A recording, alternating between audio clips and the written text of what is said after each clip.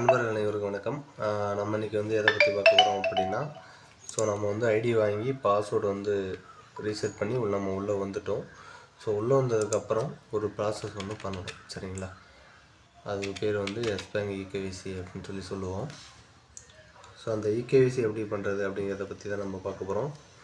அதுக்கான ஆப்ஷன் இதுதான், சரிங்களா? அதர் சர்வீசஸில் எஸ் பேங்க் இகேவிசின்னு இருக்கு இல்லையா?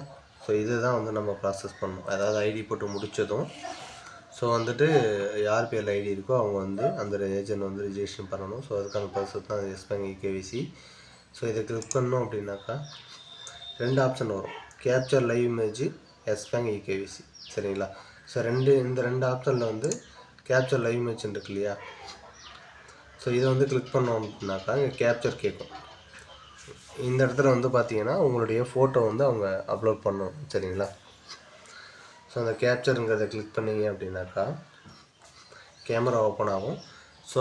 அவங்க யார் பேரில் ஐடி இருக்கோ அவங்க ஒரு ஃபோட்டோ செல்ஃபி எடுத்துக்கணும், சரிங்களா? ஃபுல் இமேஜும் தேவையில்லை, ஜஸ்ட் நம்ம செல்ஃபி எடுப்போம் இல்லையா? அந்த மாதிரி செல்ஃபி எடுத்து கேப்சர் கொடுத்தோம் அப்படின்னாலே போதுமானது, சரிங்களா? இப்போ கேப்சருங்கிறது கிளிக் பண்ணால் அலோவ் கொடுத்துங்க. எல்லாத்துக்கும் அலோவ் கொடுத்ததும் பார்த்தீங்கன்னா உங்களுடைய ஃபேஸ், அதாவது செல்ஃபி ஒரு செல்ஃபி எடுத்துங்க. செல்ஃபி எடுத்ததுக்கு அப்புறம் பார்த்தீங்கன்னா அப்லோடு கிளிக் பண்ணிங்கன்னா ஃபோட்டோ கேப்சர் வந்துடும். ரெண்டாவதாக எஸ் பேங்க் இகேவிசின்னு இருக்கு இல்லையா? இதை கிளிக் பண்ணதும் ரிஜிஸ்ட்ரேஷன் ஓடிபி போகும். ஓடிபி என்ட்ரு பண்ணதுக்கப்புறம் வெரிஃபை அப்படிங்கிற ஆப்ஷனை கிளிக் பண்ணுங்கள், சரிங்களா? நீங்கள் எந்த நம்பர் கொடுத்தீங்களோ அந்த நம்பருக்கு போகும். ஆதார் ரிஜிஸ்ட்ரேஷன் நம்பருக்கு போகும்.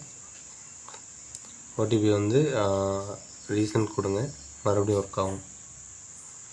இந்த மாதிரி ரீடைவ் வேல்யூன்னு வந்துச்சுன்னா லாக் அவுட் பண்ணிட்டு ரீடைவ் பண்ணிங்கன்னா ஒர்க் ஆகும்.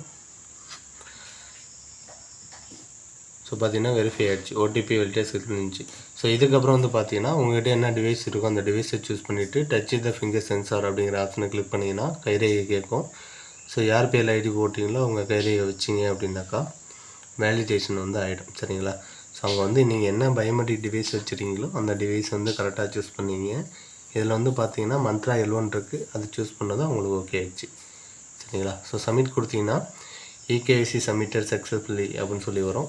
இந்த ப்ராசஸ் பண்ணிட்டீங்கன்னா உங்களுடைய ஐடி ப்ராசஸ் முடிஞ்சிச்சு.